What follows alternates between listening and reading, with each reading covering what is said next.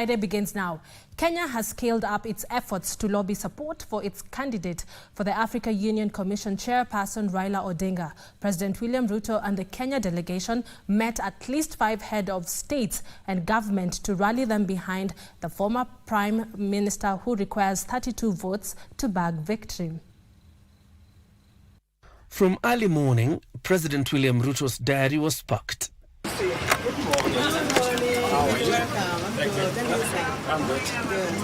Shuffling between sideline meetings of the 38th Ordinary Assembly of the African Union, bilateral talks and negotiations ahead of the elections on Saturday. In the meetings, President Ruto emphasized on the need to adopt African solutions to African problems.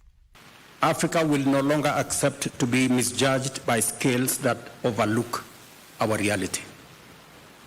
The winds of change are blowing, and our march forward is as unstoppable as it is relentless. The president met 5 heads of state and government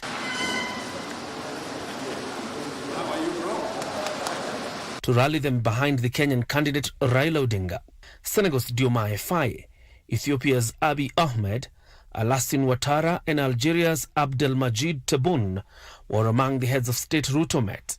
Raila Odinga was hauled at a hotel in Addis Ababa, where he also sought to lobby a section of heads of state.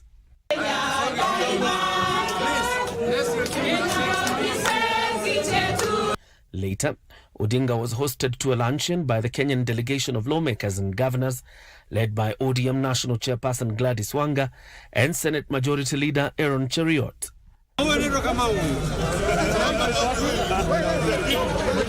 This even as Kenya exuded confidence in bagging the position.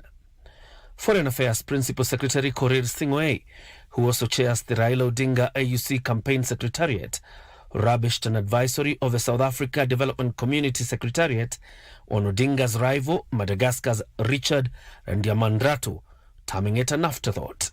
It is not a letter that endorses the Madagascan candidate. In the end, the letter merely asks, out of courtesy, it asks the region, as is expected, to support their candidate. To our minds, we think that this letter is sort of an afterthought. We think that it is mere courtesy to show a bit the minimalist solidarity extended to a member of their region. Reporting from Addis Ababa, I am John Jacob Curia.